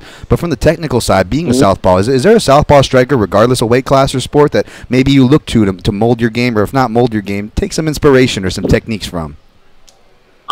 I look at, like, well, Anderson kind of switches. But early in my career, he was one of the ones that I really would pay attention to, how he moved, how his footwork was, the things he did. In boxing, I watch a lot of lefties, I really pay attention to guys like Terrence Crawford, who switches back and forth. They're smaller than me, but I've always prided myself in trying to mimic what smaller guys do, because I feel like I have the agility and the athletic ability to kind of implement some of the things that they bring to the table. So, I watched a lot of Sergio Martinez. He's a lefty coming up. Just different guys like that. I can't really think of anybody in the UFC right offhand that's left-handed that I've kind of... Vitor Belfort. Early Vitor was definitely one I watched. But yeah, I try to steal from everybody, man. It don't matter what hand you use. I'm stealing it and flip it around. That's awesome. That's awesome. Walt, I wanted to ask you something. What stops a guy like you from rushing to Twitter after the interview's over and saying, "Yo, at Dana White, sucks that PVZ fell off. Let me get the pay-per-view cracking by knocking this fool out, God beer. Give me that spot." Honestly, I'm not even that good at Twitter. That's what it is. Like, I just wrote the script out for you. I'm about to do that now that you said that. Like, for real. I'm about to go tweet that out. Thank you for that idea. But like, honestly, like, I'm more of a guy that likes to talk with my fist. Like, I just, I've been talking to people like my inner circle and like kind of, throwing little ideas about being that guy, but I just don't like to do things. I feel like being the trash talker, like I see a lot of guys in the UFC now trying to be Conor McGregor, right. Talk and say, and it doesn't come over right. Like, I can genuinely feel when Conor says something, I'm like, damn, I get chill bumps because I know it's real. When guys try to imitate it, you can feel the phoniness in it. And I don't want to be that dude. I want to put people to sleep with my hands and be who I am, and if you like it, you like it. If you don't, you don't. But I do understand where you're coming from with the talking your way in the different situations, which I see a lot of guys doing now. I'm going to get more into it. I'm just going to do it with my own personal flavor to it. You know what I mean? The other option is ask Conan or Dan Lambert, one of those guys has Dana White's number. Just ask him for the number and just text him and say, "Dana, I want that spot to start off the pay-per-view. What's up?" So now you're just being a polite guy. You're asking. But I'm telling you, I've been to enough of these press conferences, and someone will go, "Hey, Dana White, I'm so-and-so from something.com. Hey, what made you decide to give Walt Harris and Godbeer the spot?" And then, you know what? Dana half the time says, "The guy asked." It's as simple as that. And earlier on the show, we were talking about the lifespan of the fighter, how you guys don't have forever. You get about 20 fights in the UFC or whatever, so that's your time to get popular, pump your social media, save up for your future, make some money, fight for a world title. So that's why on this show, sometimes we like to, if you give us an opening, we try and push you a little bit. We don't mean to come off as guys that are like saying, "Hey, do this, do that," or whatever, but you kind of gave me an opening, that's why I'm pushing. But that's what we've seen from covering the sport, that's what the UFC likes.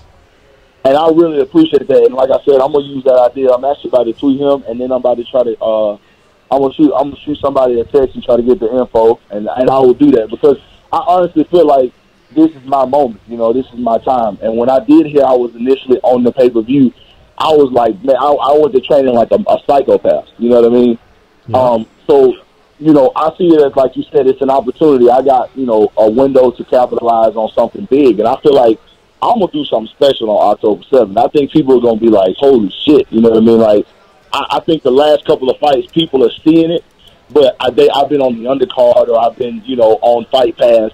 So people haven't seen, like, that knockout, and I don't toot my own horn, but the knockout in the Chase Sherman fight, you don't see that in the heavyweight division. You know what I mean? So I just feel like this is an opportunity to go in there and show people, like, another exciting heavyweight in the UFC and somebody that could potentially be fighting for a title in 2018. I really believe I have that ability. I believe I'm on that trajectory right now. So, it's all coming together for me at the right time. And I appreciate the tidbit, man. I'm going to definitely do it. All right, well, look, we've taken up enough of your time. You're getting close to fight time. So good luck with the rest of your camp. Safe travels to Vegas. I guess we'll see you in a couple weeks out in Sin City. Yeah, man, I hope to stop by the studio out there when I get there. I'll be there Tuesday, so if y'all free, man, let me know. I'll slide through. That'd be great, man. We'll be in touch. All right, for sure. All right, see you, Walt. Take care. All right, folks, we're going to take our last break. When we come back, we'll clean up shop. Say our bid our adieus. Sorry, Mike Rust. We're out of here. No, we'll be right back. MMA Junkie Radio on Sirius XM, Rush 93.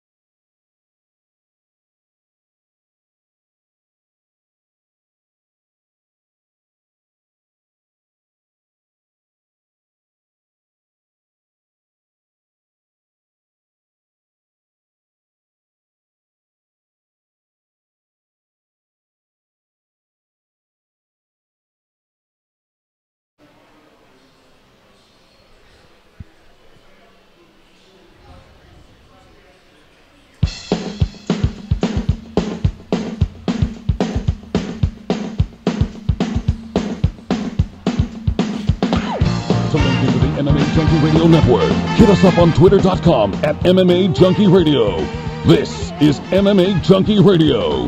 Here are your hosts, Gorgeous George and Goes. All right, sticking with the W theme. As you can tell, that's Walking on Sunshine. We got a caller on hold, and a lot of people think he's a wanker. Let's bring in the Clearwater Beach bad boy. What's up, C to the Triple B? Fellas, Clearwater Beach bad boy checking in. How is everybody? We're good. Hey, are you safe? Were you out in Clearwater when Irma came through? Listen, guys, I never miss a chance to loot during a hurricane, whether it's Irma, the whole Katrina thing, guys, earthquakes in Mexico City, Puerto Rico, whatever it is, the Clearwater Beach bad boys in the middle of the chaos. In fact, I was hoping afterwards it would be a lot like that Jean-Claude Van Damme movie, Cyborg, and it wasn't, so I was a little bit disappointed. But, guys, first, as far as things that are in the news and people taking knees and transgenders in the military, first of all, let me say that I think it is incredibly brave, and I think your in-studio guest should be commended for transitioning to a man. And when that transition is fully involved, I hope that it comes out and more people do this. If that's what you feel comfortable with, go with it. Also, I have seen that Goes has lost a lot of weight on the program. He looks fantastic. Goes, what is the amount of weight you've lost? Because I have not seen you on the Ustream or any of the other aspects for a while. How much weight has Goes lost? Pretty close to 50 pounds, I think. Yeah. That is absolutely incredible, guys. If you ever want to do something like that and see what you look like after you lose 50 pounds, just look up Jacobson syndrome. But, guys, the last thing here that I really want to get into is there is no last what you thing. talked about earlier in the program. Unfortunately, today there isn't a last thing. I gave you 2 minutes, but we have to move on. Seriously, it's no offense. We just want to end the show on time. Call in tomorrow, though, Clearwater. And, folks, we're out of here. Thank you to Walt Harris and Michael Chandler, and we'll see you tomorrow. Be champions. There were 40 more. I wouldn't sleep a minute away. Oh, the blackjack.